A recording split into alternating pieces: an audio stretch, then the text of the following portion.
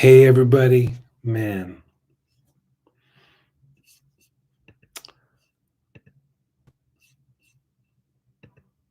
I Can you hear me okay? I hope you can. I was doing a live stream a few minutes ago with my camera, my really nice camera, and it crashed. So I'm just using the camera on my computer, my laptop. You can see me okay? I look like Adam Levy. It's not as nice as my nice camera, but okay. Oh, man, what a bummer. Thanks for coming back, Rodney, and welcome in, Finn.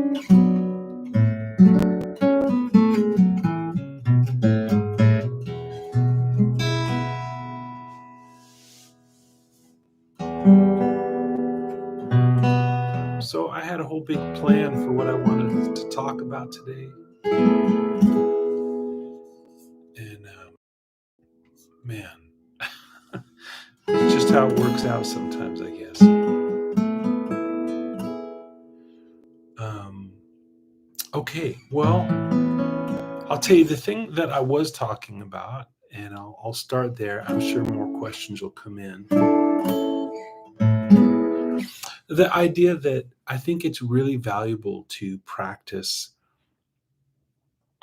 playing in a tonal center, it could be major or minor, and but we'll focus on major for this. And knowing how to get melodically and or chordally from 1 to 4 and back to 1. So I feel like there's 5, hey Frank, 5 areas that are valuable for us to work on.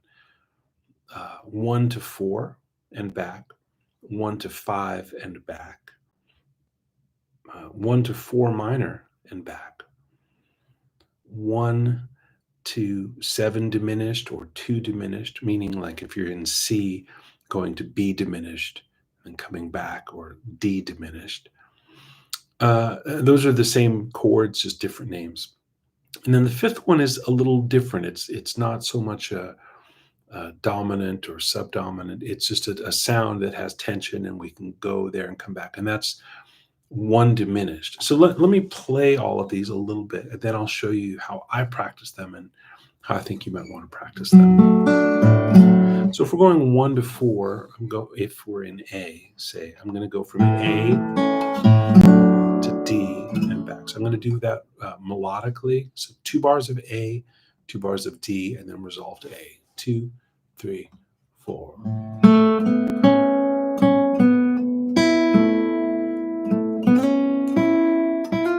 This is the 4 chord.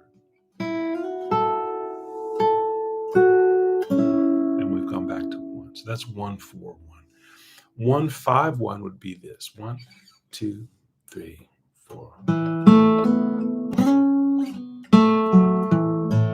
Going to 5.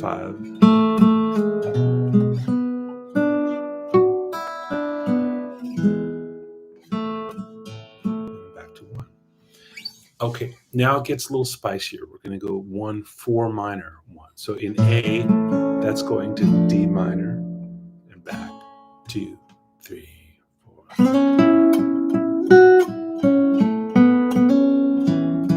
Hey Dan.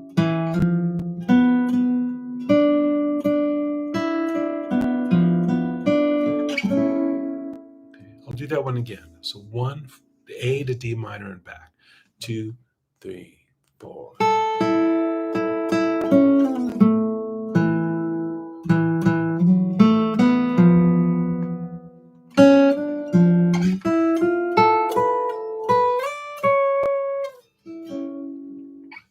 Okay. Now I'm going to go from 1 to 7 diminished and back. So from A to G sharp diminished and back. 1, 2, 3, 4.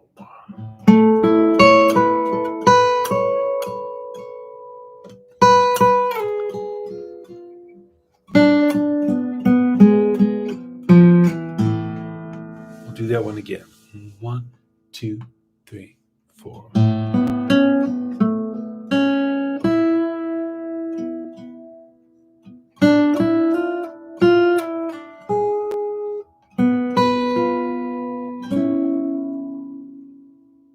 Yeah, Waterloo. Yep. And then the last one, and again, this is kind of in a different category. It's not dominant or subdominant, but it is a place you can go and that I like to go, and that's one diminished. So 1, 2, 3, 4.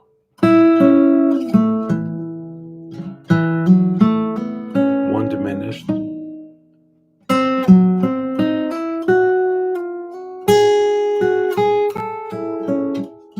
I'll do that again. 1, 2, 3.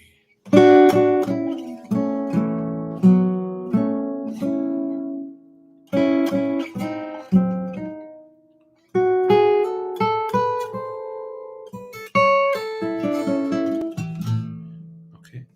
So these to me are like the 5 areas of tension and release. And I want to make a course or maybe just do a series of lessons on this, but I would love to get some feedback from you guys in 2 areas. One is, does this seem useful, valuable to you in the first place?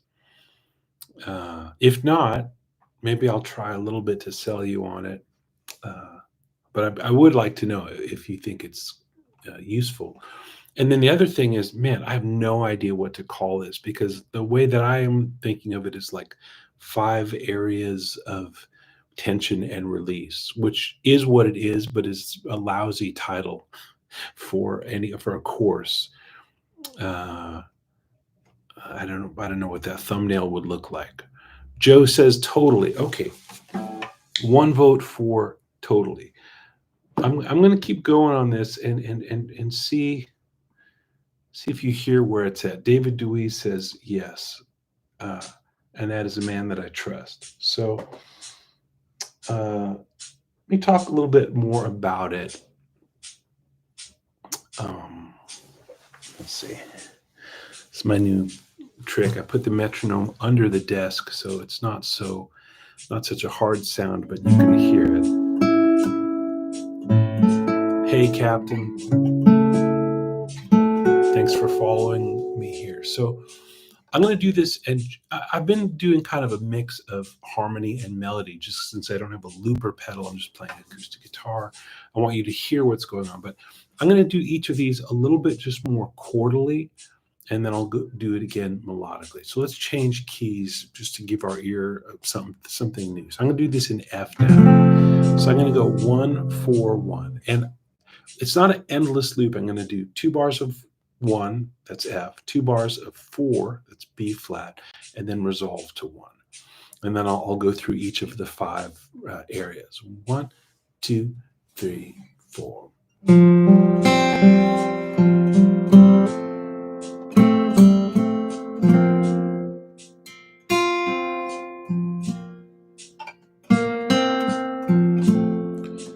Again, I'll do it higher up. 2, 3, 4.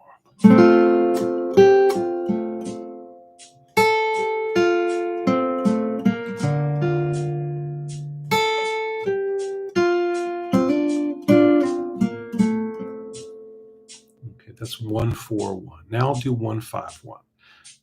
1, 2, 3, 4.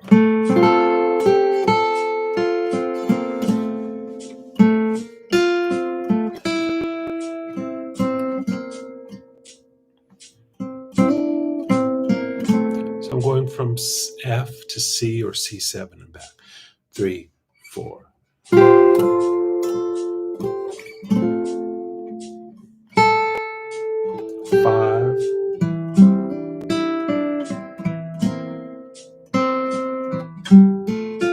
Back to 1. And these could be just little small things. I'm using a lot of the guitar, or within one position, I'm using all the strings. But it could just be, here's 1, 5, 1 on just strings 2 and 3. 1, 2, 3, 4.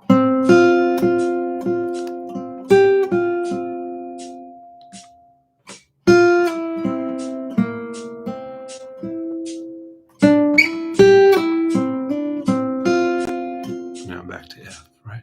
We'll do it higher up. 3, 4.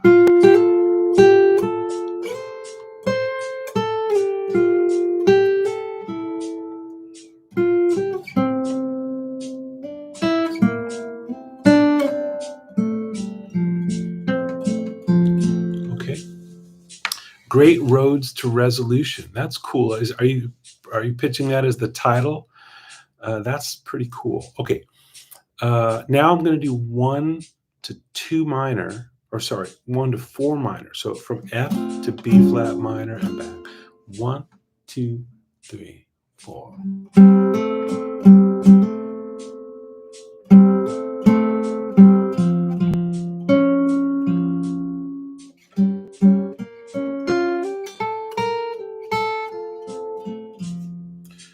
Here it is again. 2, 3, 4.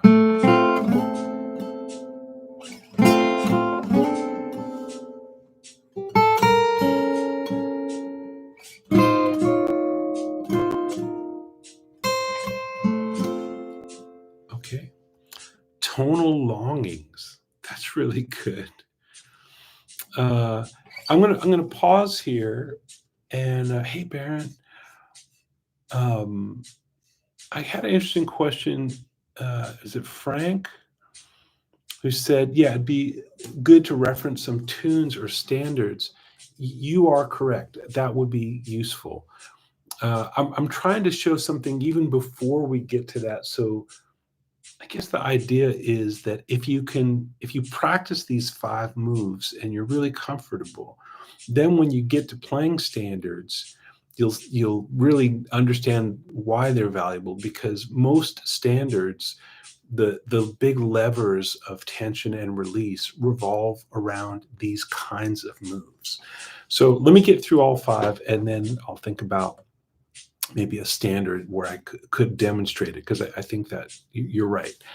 So that was 4 minor. Let's do 7 diminished. So F, E diminished, and back. 1, 2, 3, 4.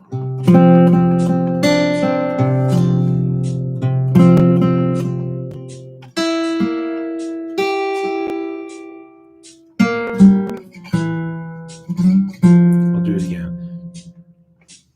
1, 2, 3, 4.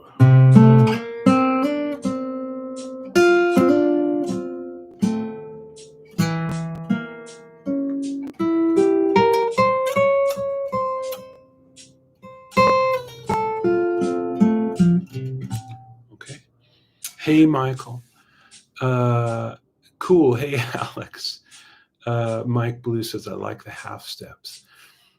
Yeah, me too. So I'll do that one more time. F to E diminished. 2, 3, 4.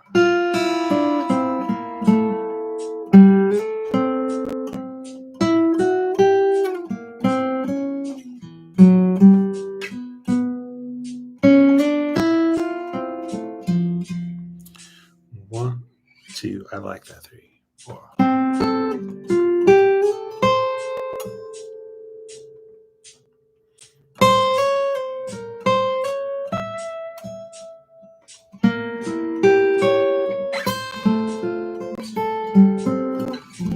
Okay, and then the last one is a little weirder, but it's F, F diminished, and back. 1, 2, 3, 4.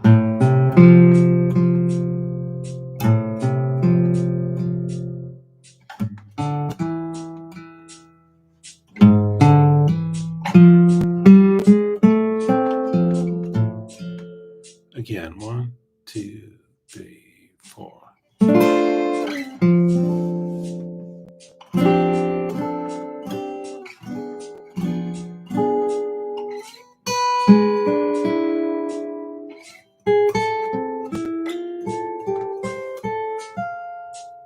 Right. So let me turn off the clicker for a second here.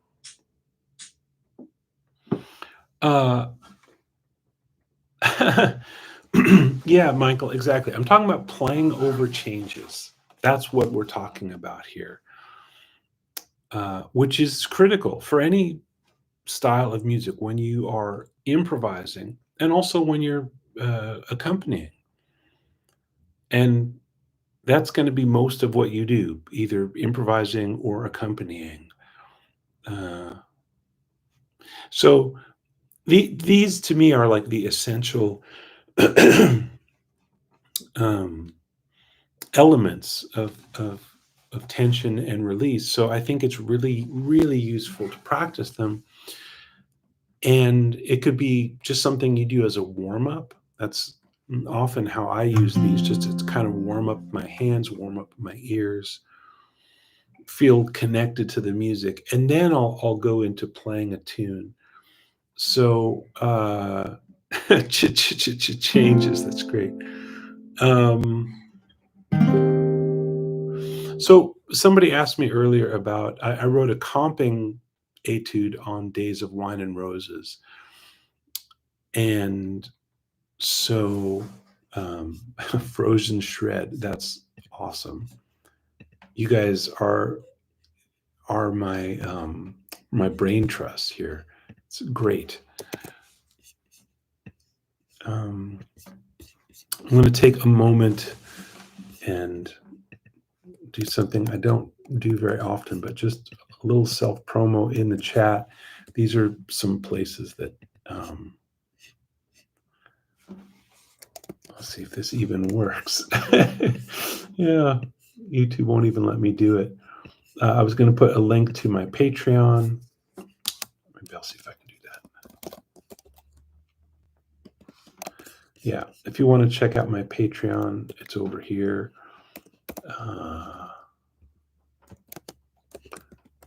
If you want to find me on Instagram, I'm over here. If you want to go to my website, which will lead you to any of these places, you can go here. If you want to check out my book, String Theories, it's there. Okay, so there you go. That's my little pause for my self-promotion here.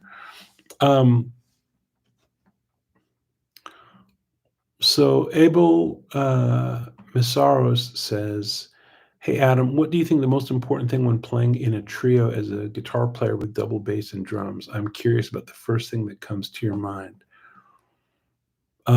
Listening is the first thing that comes to mind. If I'm playing with the bass and drums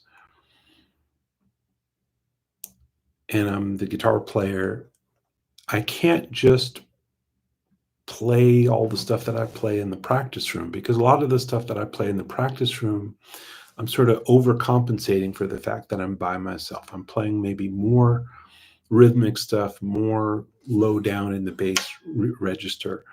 And I think the most important thing is to be present, to listen to what's happening, listen to what they're doing, and then play the stuff that makes that feel good. I was going to say makes it feel complete, but it doesn't always have to feel complete. A little bit of mystery can be good too. So you're not always trying to play whatever's missing. You can let things be missing, but just listen. I think you have to develop kind of an ear beyond yourself to hear what everybody individually is doing, including you, and then to hear the big picture and play in that space. And the more you listen to them and to yourself, that will lead you to whatever's next. Yeah, that's what I think is important. And if you're the one playing the melody, which most of the time that's going to be the case in a guitar trio with bass and drums, make sure you really know the melody of whatever tune you're playing. I hear so many guitar players, well, it could be anybody, but guitar players are certainly guilty of this. They call a tune, but they don't really know the melody. They just kind of know it. That is jive. You cannot do that. If you pick a tune, I mean, it's another thing if somebody else picks a tune and you don't really know it, but you're doing your best. But if it's your trio and you're saying, hey, I want to do this tune, make sure you know the melody. And the last thing I would say is that understand that don't be driven by chords, be driven by melody. And what I mean is, if we're playing, say, Days of Wine and Roses, you might be thinking about these chord shapes and then try to improvise something out of those shapes, which You can do, and I do use chord shapes for improvisation, but that's not where melody comes from, right? So melody doesn't just magically come out of playing chord shapes. You have to be really intentional. So think of the melody first, and then think of the chords below it. So Days of Wine and Roses, for example. I'm gonna get a little metronome going here. One, two. So here's what I don't want you to do. I'm going to try to play the chords and find the melodies in the chords.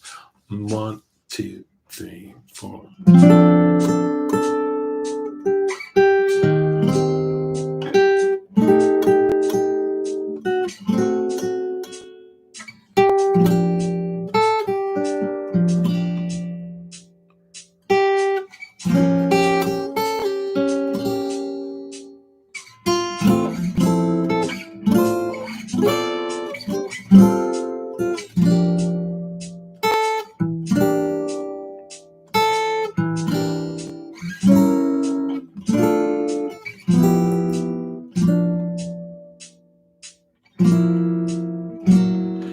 Okay, so I mean that's okay, but now I'm going to just play melody and let the chords be more of an afterthought, or at least be kind of behind the scenes. One, two, three, four.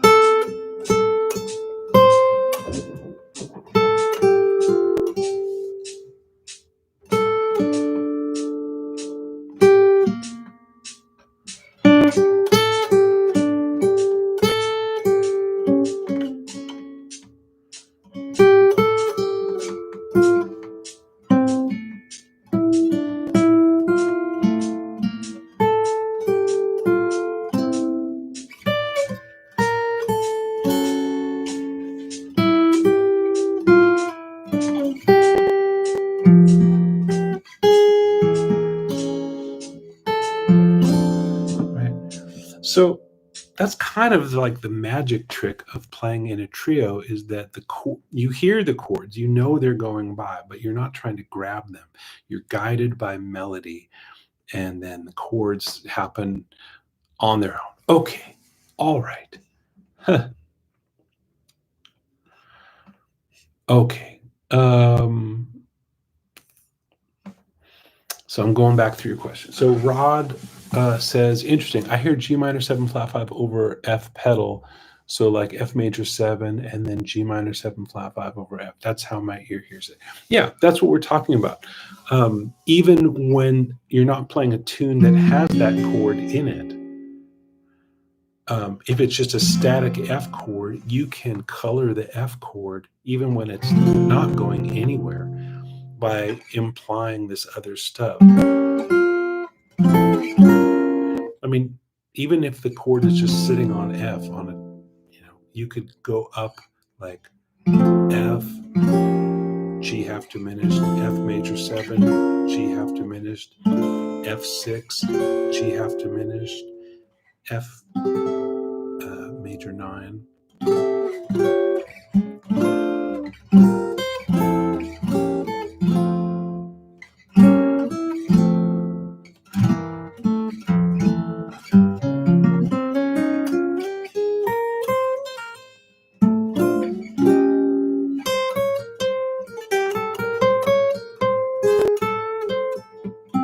Okay. Would you offer this to Patreon members or some other paid service? Michael, do you mean like this course that I want to create? Is that what you're asking? Is that what you're asking? Would I offer that? Marek says on an old video you said you dug Fred Sokolo's blues book. Any favorite lines from it? Oh man. Not off the top of my head. I was into that book when I was, like 13 years old in 1979. And I'm sure that there are phrases that I play now that came from it or that I've adapted, but I don't know one off the top of my head. That's a good question. So the answer is yes, I'm sure I still play some of that stuff, but it's at a level of consciousness that I don't have access to. Um, David Anthony, wow, this is you really uh, put me on the spot here. Could you please break down, demonstrate your August 1996 guitar player lesson, the saxophone lesson for us? Yeah. So for anyone here who doesn't know, I was for a few years I wrote for Guitar Player magazine, mostly lesson stuff. I also got to do some, interview artists, and I was just an editor at Guitar Player magazine. And one of the columns that I wrote there in the lessons pages was I called it the saxophone lesson. I don't have it in front of me, and it doesn't really matter because you don't have it in front of you either. But the concept is that I need a metronome ticking for this to make sense. So I'll slow down a little bit. So if this is time and we're playing jazz, a lot of guitar players we learn to alternate pick. So if we're playing, I'll just play in A minor, and we would do something like this.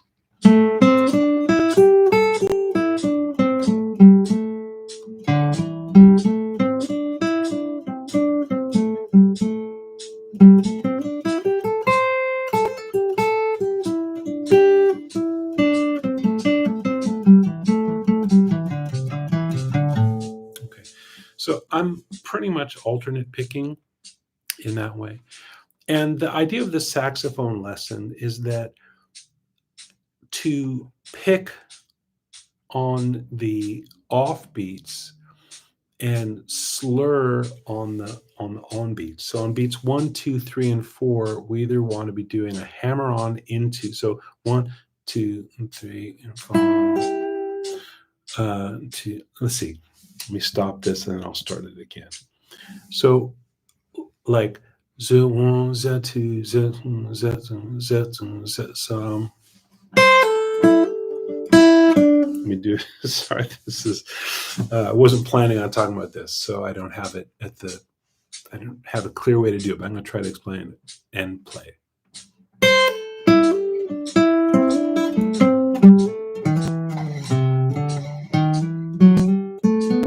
Let's see.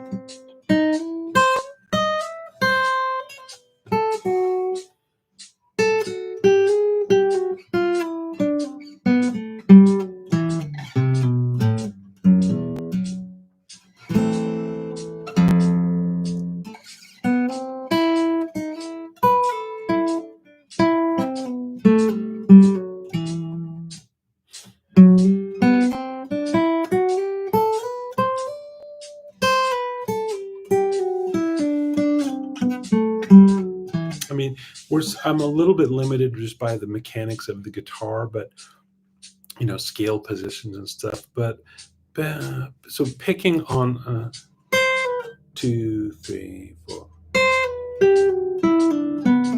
It's easier to do if you just do 2 notes per string. 1, 2, 3.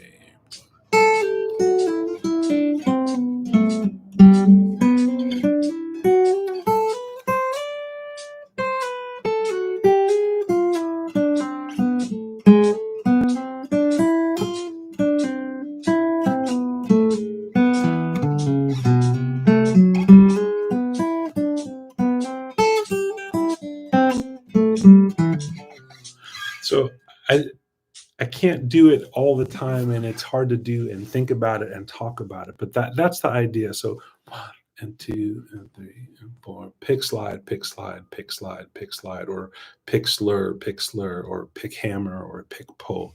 That's the basic idea, and it hopefully gives your playing a little looseness that you don't have when you are doing constant alternate picking. So, David Anthony, I hope that's helpful. Frank says, yeah. Ooh, Sturm and trying. I don't even know how to pronounce the umlauts there, Joe, but I like that. Sturm und trying. If you don't know the melody, at some point you'll find yourself a half step off and scrambling for the jazz save. Yeah, Frank, that's exactly right. And hey, we all do it, but try not to do it. Try to really know the tune that you're playing, and also know where you're going, which is again why I think practicing these moves is really helpful. More than just practicing scales, practice chord changes. If you want to be able to play over chord changes, there's a lot of elements to playing over chord changes. I mean, how much time do you have? We could be here all day talking about how to play over chord changes. There's a lot of things to consider. But this basic thing that I'm talking about here is just being able to melodically and or chordally, meaning chordally just means playing two or more notes at once. Melodically means playing one note at a time.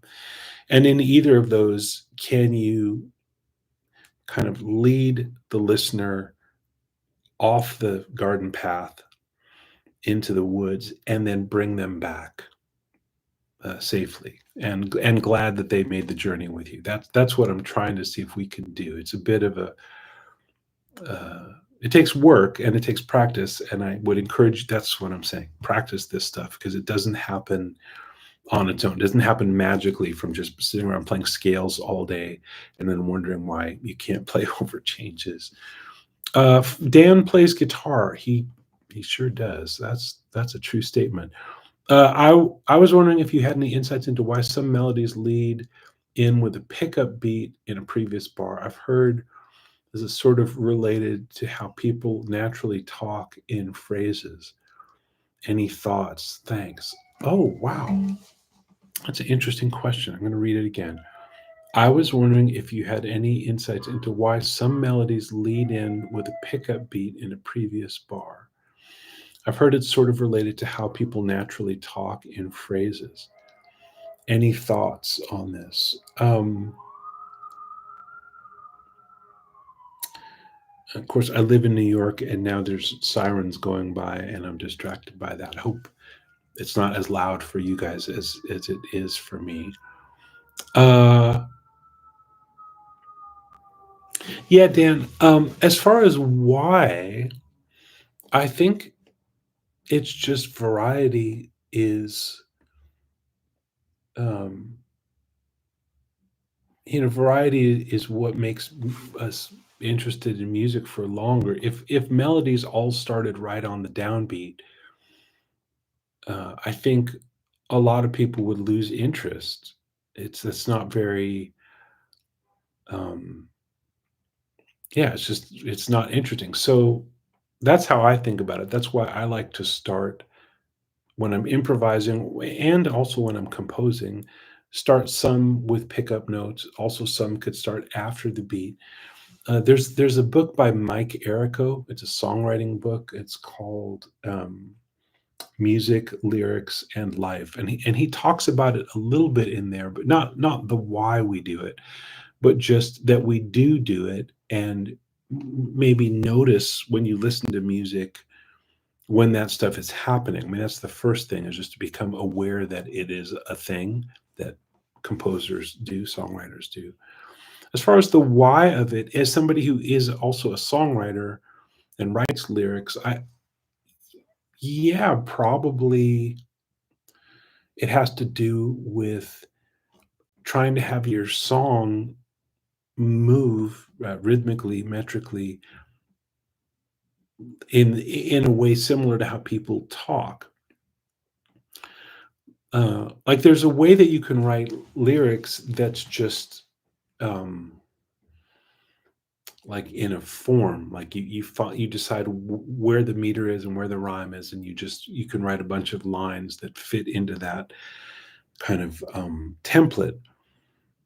But the way that I usually write is lyrics first, and I do try to have my songs feel plain spoken, and so you want certain words to land in places of emphasis, and you want other words to kind of be off to the side. And so where things land is a clue to the listener as to which words were important to you when you wrote the song. And so much instrumental music comes out of lyrical music. It's either just an instrumental adaptation of something that does have words, or it's inspired by something with words. So I guess that is ultimately, Dan, where it comes from. Is it just comes from words and lyrics, and then all of the stuff that we do as songwriters and composers that mimics speech. So yes, long answer, basically yes. Captain Shredder, yes, chord melody isn't rocket science. It really isn't. I'm going to play you a couple things I've been working on. These are just, I see them here. These are some things I've been working on for my Patreon. And I mean, it's not rocket science.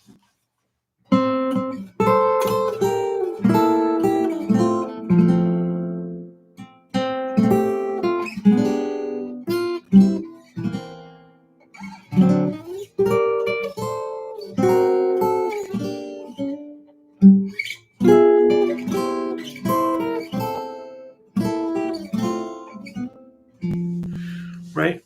I mean, you have to know the melody, so that's doing all of the heavy lifting there. The melody's doing all the heavy lifting.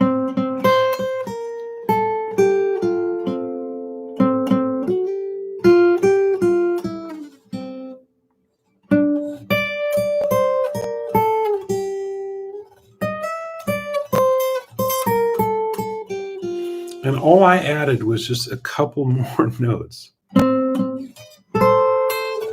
These are just thirds. And then I had to add a little bit of harmony because I want your ear to hear that we've gone 5. And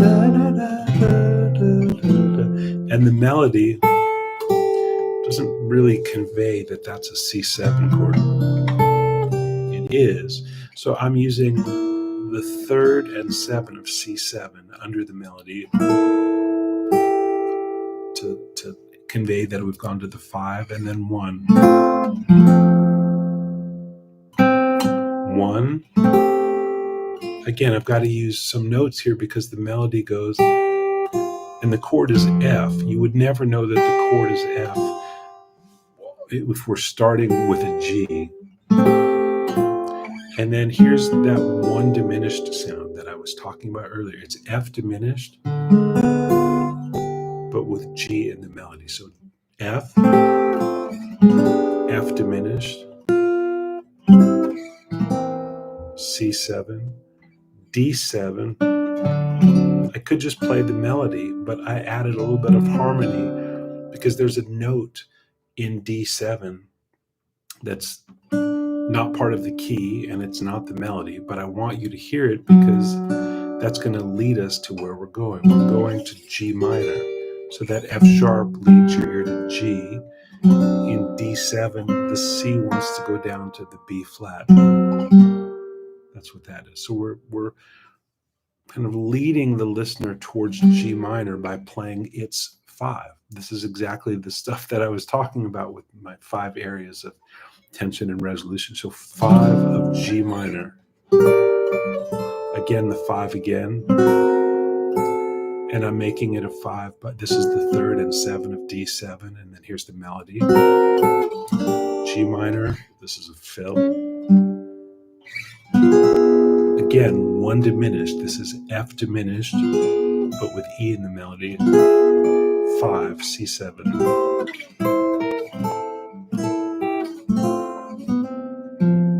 Right? So it's not rocket science. I'm playing the melody, and I'm just adding 1 or 2 notes below it that help lead the way to whatever the next chord is. Music is always moving forward towards something. Here's the bridge.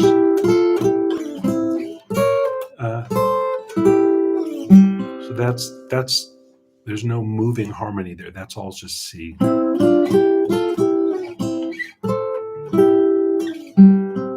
Now we've got a lead. We want to get to D minor, so we go D minor, G, C. That's just all thirds, really. There's only one chromatic note. There was a C sharp to get to the D minor.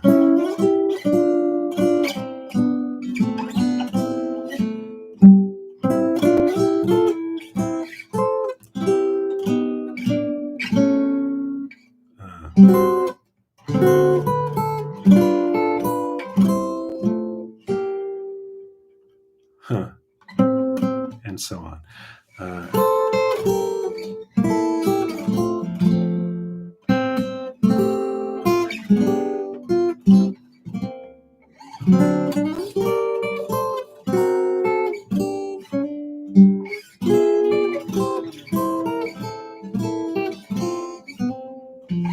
Okay.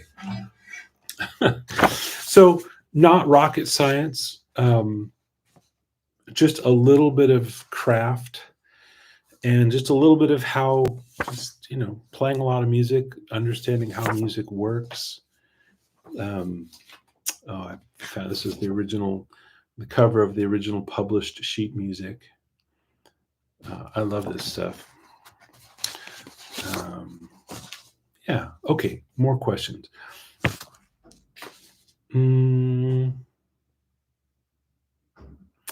Yeah, the fundamentals of jazz lead up to songwriting. It's really true. And so many jazz songs really just are songs, Yeah. Mike Blue says, "Man, that's a crispy guitar. Very nice." This is a Waterloo WLS Deluxe. I love this guitar. Somebody earlier was asking me about the strings I use on it.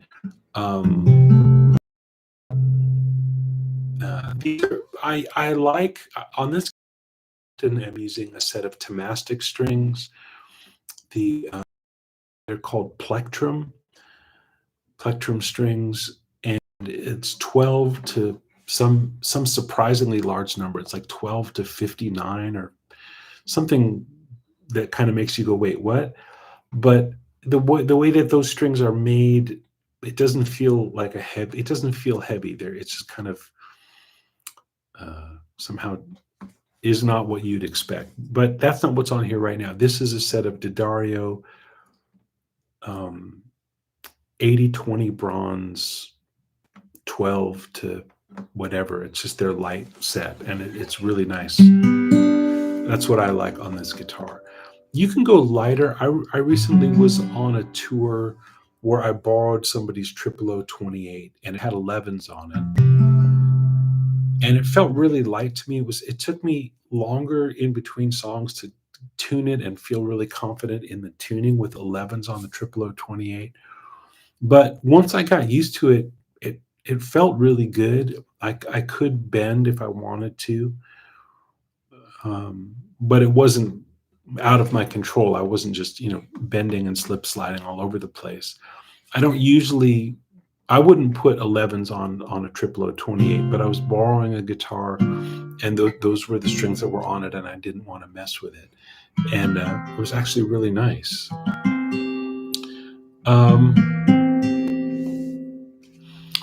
So, yeah, that's what it is. Thanks, Hexpa, for the confirmation. Is this parlor size? Yeah, I would say this is parlor size, and is just by comparison, this is a little Guild classical size guitar, and they're pretty similar dimensions. This is the Waterloo is just slightly smaller than this guitar, which is your sort of typical classical size. So if that helps, that's what size it is. Yeah, that Guild has definitely seen some things. Yeah, a 59 gauge does require a little nut filing, correct. So if you're going to use those strings, be aware of that. But I'm just going to double check that. It just seems wild, but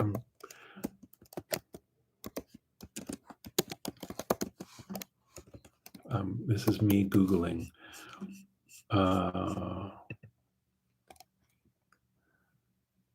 Yeah, 12 to 59. But they feel great and sound great. And whenever I have those strings on this guitar, it brings out another kind of character to it. A lot of sustain and kind of mid-range. It almost makes this guitar feel electric, even when it's unplugged. So that's not for everybody, I know, but if that sounds exciting to you, I would try those out. But my go-to at the moment on this guitar and on my Dreadnought, I use the same strings, which are D'Addario 8020 bronze, 8020 bronze light, which is 12 to 54 or something. I'm not sure.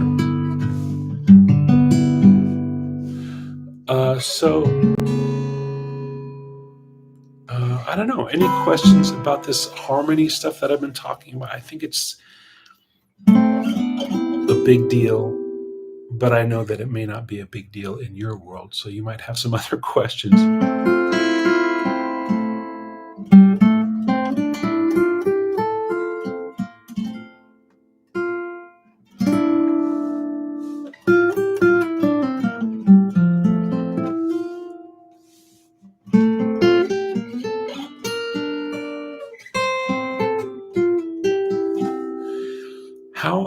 How are you viewing a one diminished functionally?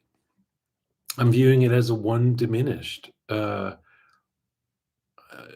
I would use it, there's two places that I would use a one diminished. One is as a kind of delayed cadence. So if I'm in C and I do say a 2-5-1 in C,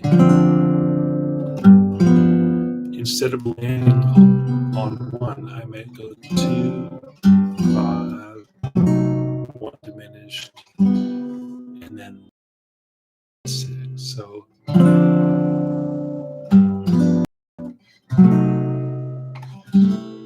do it in another key. Let's be at E flat. So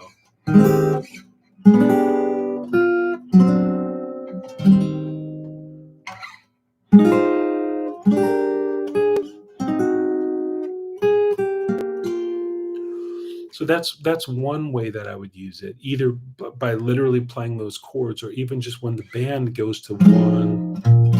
When they go to one, I might go.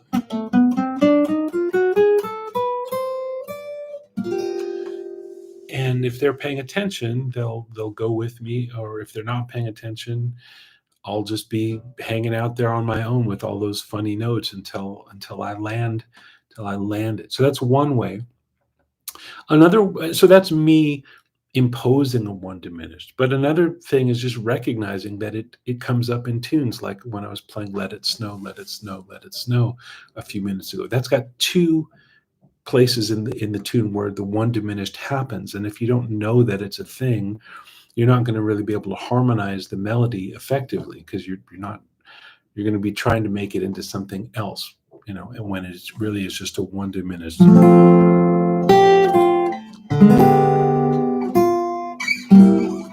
So that's one diminished to 5.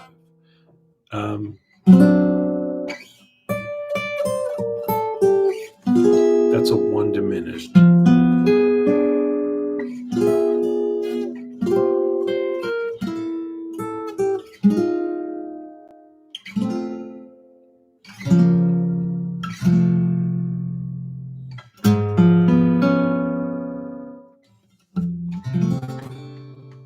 So yeah.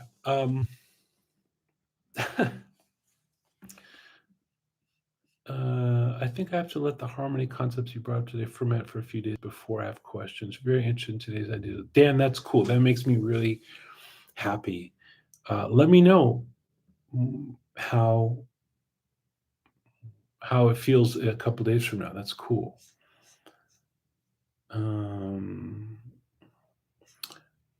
Is that what happens in Happy Birthday? Let's see.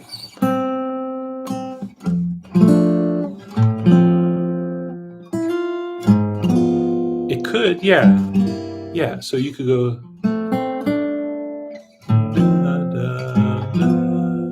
Yeah, that's one diminished.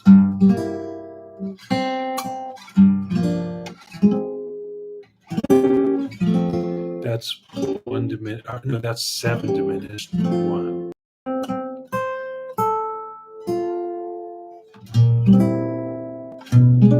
That's one diminished there. It looks like B diminished, but that's the same as F diminished. But that melody note, I mean, it's kind of cool.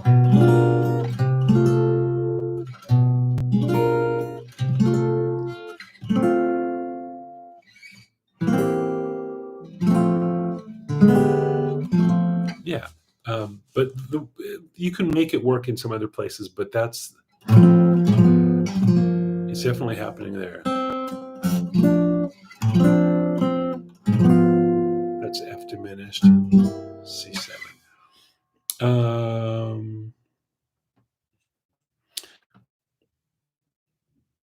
Yeah, hearing the chord change for the melody is helpful. If it's helpful, then it's helpful. So use it. Use it if it's helpful. I also was working on an arrangement of Naima for my Patreon, which is a whole other kind of harmony. Maybe I'll leave that for another day.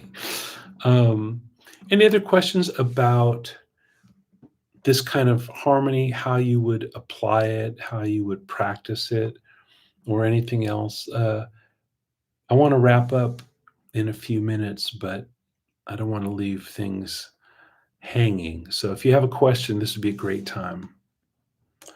Hey, Jam Music Factory.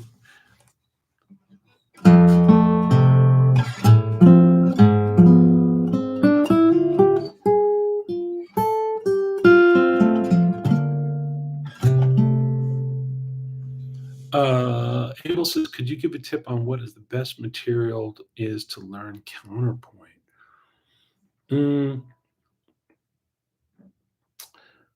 Well, it depends on. Do you want to study counterpoint like in a classical way, or do you want to use it more in an improv way, like more in jazz and improvisation? So maybe you can answer that question. All right, Frank says Naima, so maybe I'll play a little bit of that. It has nothing to do with what we're talking about, but I've been playing it for a good chunk of the day. So I'll wait for Abel's answer.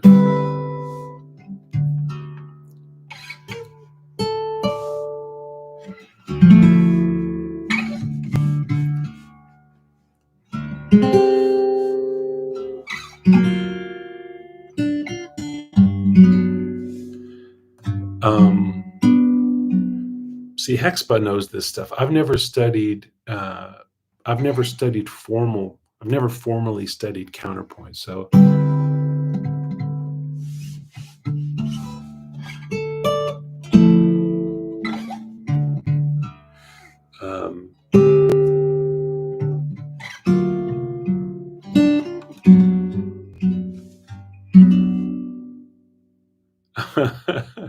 don't try to digest this before a gig, but yeah, please revisit.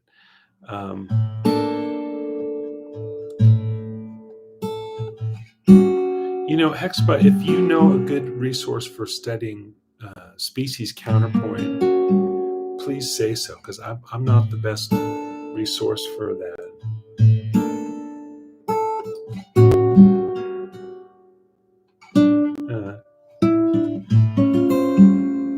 But I'll talk about how I think about it in an improv.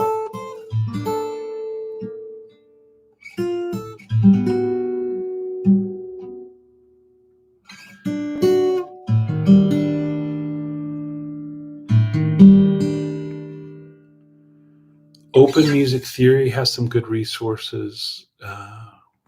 That's great. Thank you. Yeah, sing what you write.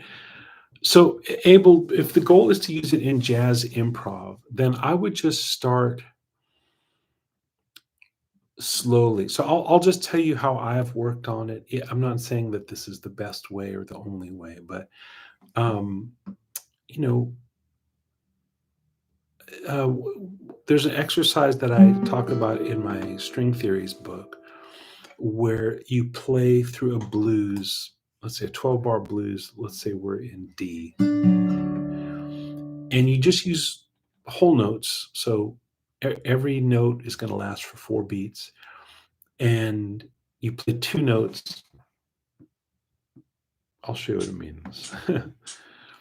1, 2, 3, 4. So whole note. Now we go to G7, back to D, another bar of D. Now G7, maybe G sharp diminished, D, B7, 2, 5, so E minor 7, A7, D7, and then maybe A7. So what I'm doing there is I'm just playing 2 notes, you know, 2 whole notes together per measure. And that is like the most simple approach that I know of because things move very slowly and it's just a blues. But obviously you could do this on a standard as well. You don't have to do it on 12 bar blues. You could do Days of Wine and Roses, 2, 3, 4, F, E flat 6, A minor 7, flat 5, D7, G minor, again G minor, B flat minor 6. That's not a very good voicing, but you get the idea. A 7, minor 7, G C7. Now the chords move kind of quicker here, so you have to just.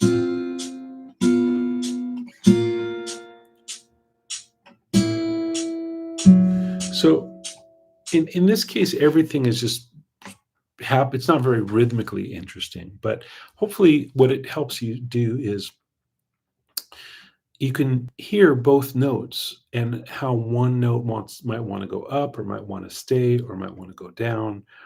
The other note might want to do any of those 3 things as well. So it's super small and focused way of actually improvising counterpoint, right? If I did it again, it would be different. Every time I do this, it'll wind up being slightly different.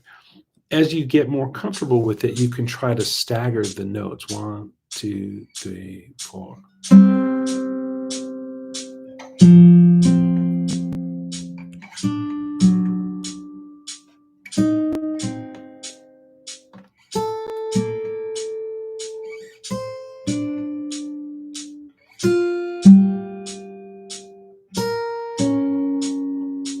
Now I'll change it.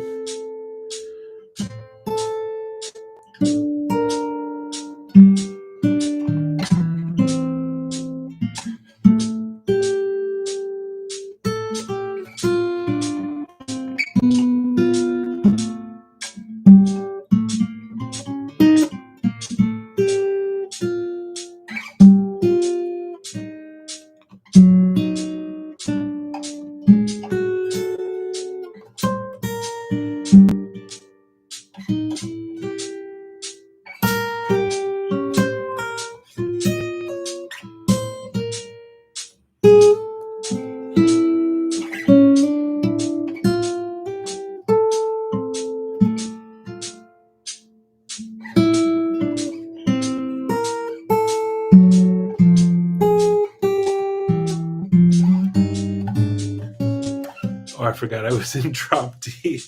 But yeah, I think that's the idea is to do something really small but intentional and under your control. And when you start to feel like it's out of control, maybe tap on the brakes a little bit and get back in control of what it is. Over time, you can get more and more free with that stuff. Uh, but that's the only way that I've known how to do it. Of course, you could study Jimmy Weibel's etudes. They are incredible, but also really hard technically and musically. So I wouldn't say start there, but you could listen to them and get some ideas from them. Uh, George Van Epps has some contrapuntal things going on. Um, in modern guitar, Peter Bernstein does some of that. Sid Jacobs. Just make it. If it's important to you, then you got to do some work. And of course, somebody else might say, "Well, here's a specific set of exercises. Here's a book. Do this. Do 10 reps of this. 5 reps of this." That's not how I've approached music really ever. Uh, I'm kind of I like to wander and find stuff and go away and come back to it. But you might not be patient for that, but that's how I do it. Yeah. Also, right. In the Mick Goodrick, thank you for reminding me of that. There's the Mick Goodrick cycle books, but there's also in the Advancing Guitarist, there's a thing called Poor Man's Counterpoint, where he just kind of gets you trying an approach. So that if you can find that book, um, get a copy of The Advancing Guitarist by Mick Goodrick, and look for the section on Poor Man's Counterpoint, where he gets you playing some of that stuff. Hexbot Jimmy Weibel is the guy's name.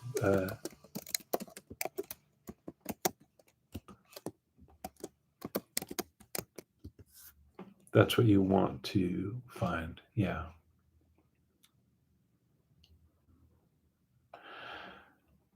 Oh, hey, Silva. Yeah, I got home Wednesday. I'm still jet lagged. I took a long nap today, but yeah. The art yeah, I think it's the art of two-line counterpoint is his book. It's advanced. It's hard, but it's beautiful. It's worth working through. Yeah, I have his classical country book. It is impossible to find, but if you can find it, yeah.